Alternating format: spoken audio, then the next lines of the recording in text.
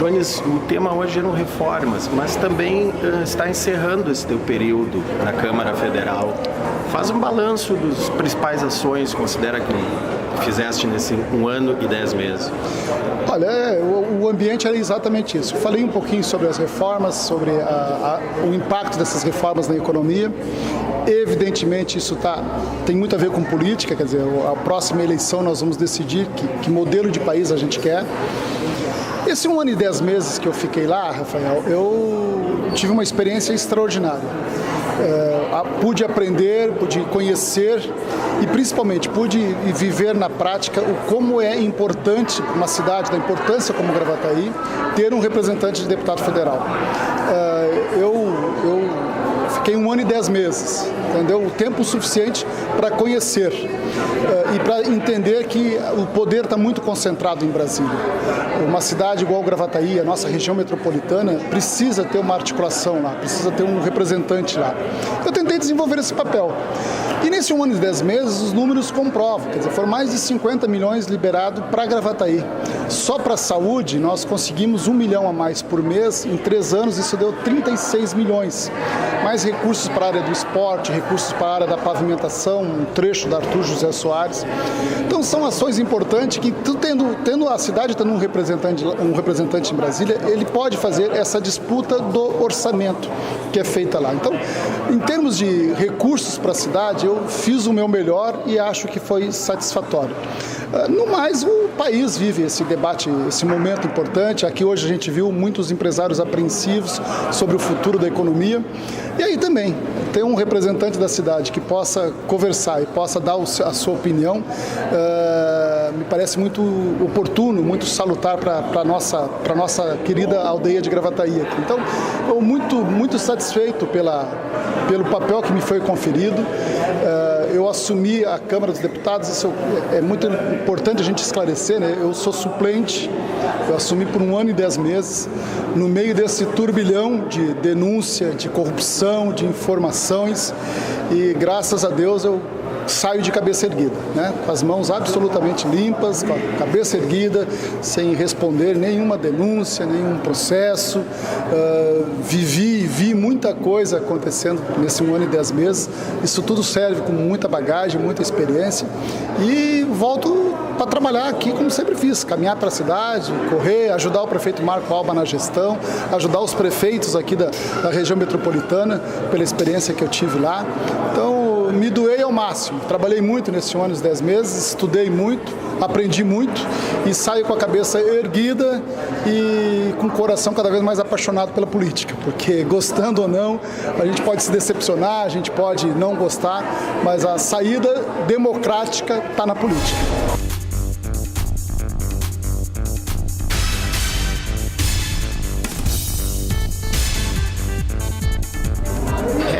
O empresário, ele sente na vida real esse crescimento que o governo federal apresenta nos números? Na verdade, não como eles apresentam.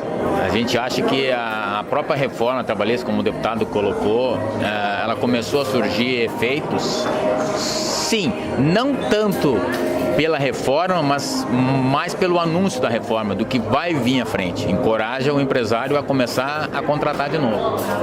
O que, na verdade, esse pequeno crescimento que se deu foi principalmente na indústria. Porque a indústria, como ela sente primeiro, né, quando ela começa a retomada e quando começa a diminuir o nível de estoques, né, porque a indústria é simples, começa a não vender, tu começa a parar de produzir e começa a não vender, tu começa a aumentar o teu estoque. Quando há um início de retomada, depois que já saiu o estoque, tu tem que readmitir, né, empregar, aumentar a produção novamente para poder começar a andar a roda de novo. Então, respondendo especificamente, se fosse uma resposta simples, não. A gente não vê um crescimento como o governo anuncia, mas a gente vê já um início de retomada e isso se sente claramente.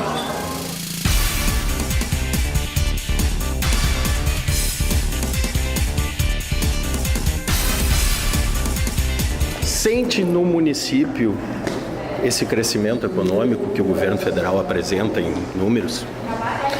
Na verdade, o município de Gravataí é pouco diferenciado pelas suas características eminentemente próprias, de logística, de situação estratégica, e obviamente que com a estabilização da economia ou com o fim da recessão econômica, que era forte e que provocava danos diretos no processo de desenvolvimento econômico, o Gravataí se beneficiou. Tanto é verdade que o anúncio do próprio investimento na General Motors foi um momento extremamente importante, quando a economia dava sinais de estabilização, e através de um projeto da General Motors, enfim, de uma parceria com o governo do estado, de um projeto de incentivos que o acompanha, nós conseguimos reestruturar, e o governo do estado e a General Motors anunciaram investimentos aqui, a retomada do terceiro turno, enfim, tudo isso colaborou, e é óbvio que o estancar da crise por si só já beneficiou a economia, ainda mais com investimentos como foram feitos em Gravataí. Gravataí tem como voltar àqueles patamares de crescimento de 10%? Eu acho que tem.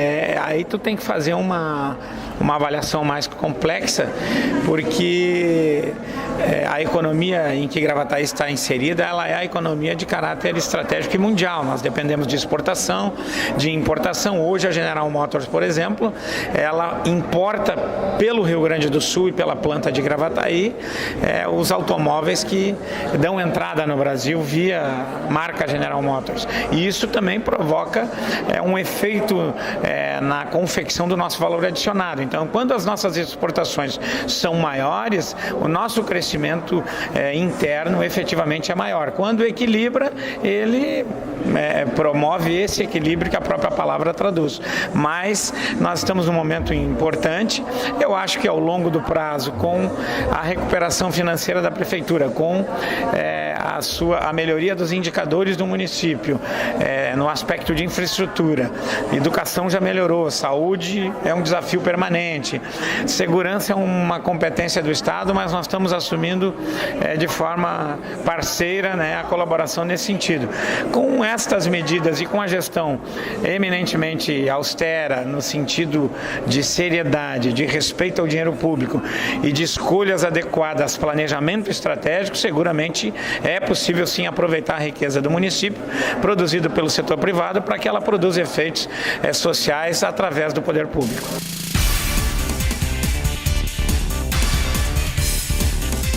Patrícia Basotti na Assembleia e Jones Martins na Câmara Federal são as grandes apostas do governo de Gravataí para ter essa interlocução? Puxa vida!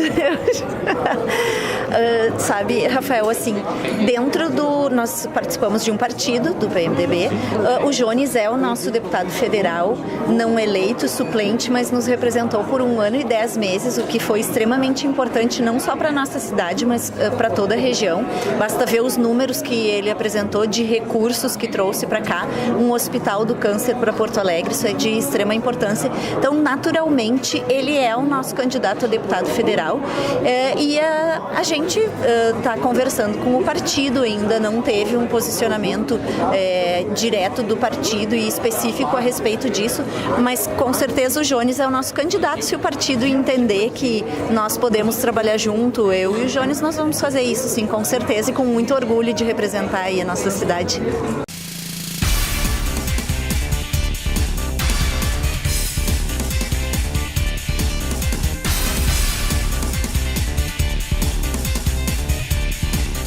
É difícil ser companheira de político nesse momento da política? É bastante difícil. Tu tem que ter assim uma tranquilidade, paciência para conseguir lidar com as diversas situações, as adversidades que se tem, né?